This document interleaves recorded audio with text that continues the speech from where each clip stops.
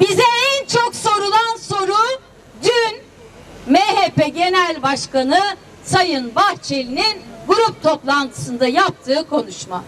Gazeteciler bunu soruyor, anneler bunu soruyor, gençler bunu soruyor, il ilçe yöneticilerimiz bunu soruyor, halklar bunu soruyor.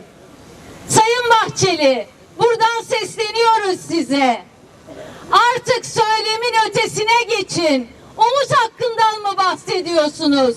O zaman ne bekliyorsunuz? Siz iktidar ortağısınız. Niye Sayın Öcalan'a umut hakkı için 1,5 senedir henüz tek bir adım atılmadı? Burada halkın sorduğu soruyu size yöneltiyoruz. Her yerde söyledik, bir kere daha böyle söyleyerek başlamak istiyorum. Öyle bir günde masa başında kurulmadı Rojava. Bir günde masa başında istediğiniz gibi yok edemeyeceksiniz. Emek emek, 14 yıl boyunca emek, can, mücadele kurulan, başta Suriye, sonra Orta Doğu, daha genelde bütün dünyaya feyiz olması gereken bir modeli Rojava'da mümkün kılan Kürt halkının iradesini öyle bir günde masa başlarında bütün emperyalist devletlerin ve onların bölgedeki işbirlikçilerinin katılımıyla, ortaklığıyla yok edemezsiniz, yok edemeyeceksiniz, yok edemediniz. Bu görülecek. Görülecek ki Rojava halkı dün olduğu gibi bugün de biz buradayız dediği sürece Rojava'nın dostları daima ve daima burada olmaya devam edecek. Rojava şu an bir abluka altında ve bu ablukayla Kürdistan'ın tamamı yalnız hissettirilmeye çalışılıyor. Bütün Kürdistanlılara, barış annelerine, tutsak ailelerine, şehit ailelerine, Türkiye'li bir sosyalist olarak şunu söylemek isterim. Acınız bizim acımız. Sizin tepenizde sallanan silahlar bize de doğrultulmuştur. Sizin canınıza yönelen, dilinize yönelen bize de yönelmiştir. Biz kaderimizi sizinle birlikte çizdik. Bu kaderi ayırmalarına kabul etmeyeceğiz. Biz zindanda da, sokakta da, hayatın hiçbir yerinde de, Rojava'da da, Başur'da da ayrılmadık, ayrılmayacağız. Rojava'dan kopmayacağız. Rojava bizden kopmayacak. Bugün Suruç bile abluka altındaysa o yalnızlığı hissettirmek için. Orta Doğu'da her gün yeni bir güneş doğar. Herkes net bir şekilde bilsin ki bizim için doğmayan güneşe umut bağlamayız. Gerekirse kendimiz güneşlerimizi doğururuz. Bu minvalde de Sayın Öcalan'a, İmralı'ya selamlarımızı iletmek isteriz.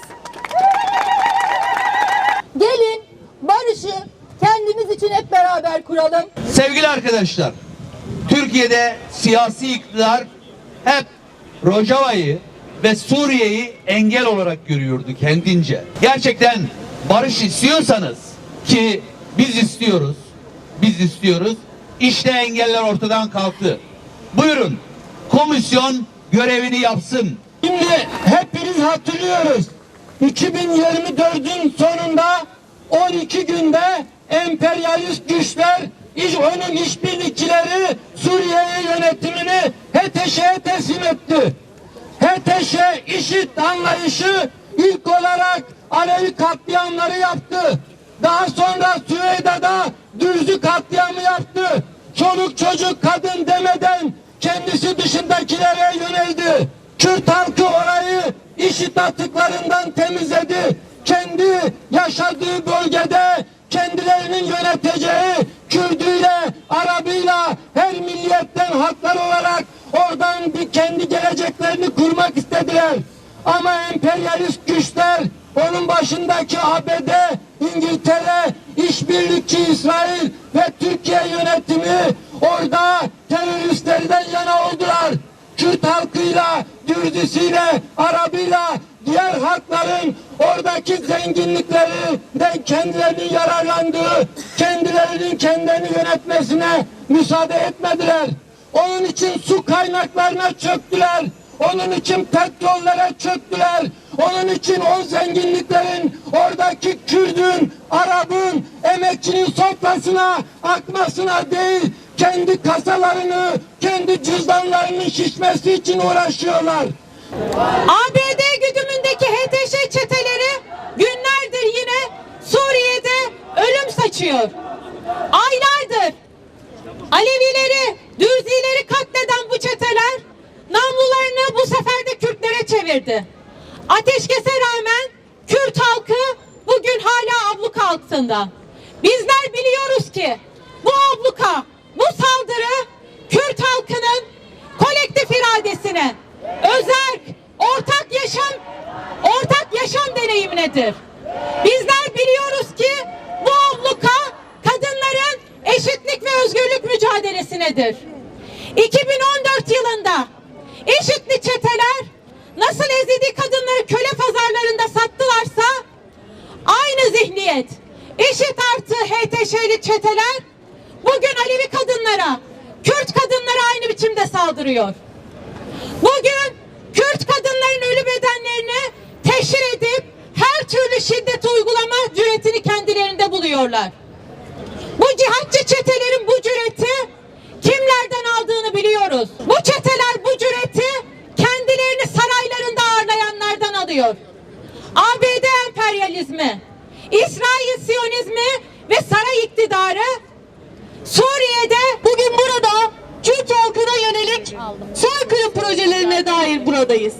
Bugün burada Rojava'da öldürülen, soğukta, dünyanın gözünde öldürülen çocuklar için buradayız. Bugün burada saçları kesilerek binaların 4. katından atılan kadınlar için bir aradayız. Evet, bizler biliyoruz ki başta İsrail, Türkiye, ABD ittifakıyla Suriye adeta bir savaş cehennemine döndürülmek isteniliyor. Biliyoruz ki emperyalist güçler Suriye'yi halkların yaşamayacağı bir savaş alanına dönüştürmek istiyorlar. Halkların kanlarıyla besleniyorlar.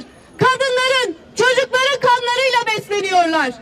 Biz devrimciler, sosyalistler tarihsel süreç içerisinde her zaman omuz omuza yoldaşlık yaptık. Bu süreçte de Kürt halkının bu onurlu mücadelesinin yanında durmaya, mücadele etmeye devam edeceğiz. Bizler biliyoruz ki bu cihatçı IŞİD çeteleri bugün Türkiye'nin lojistik destekleriyle destekleniyorlar. Bugün içeride yürüttükleri barış sürecini dışarıda savaşla bastırmaya çalışıyorlar. Onurlu Kürt halkının mücadelesine ket vurmaya çalışıyorlar.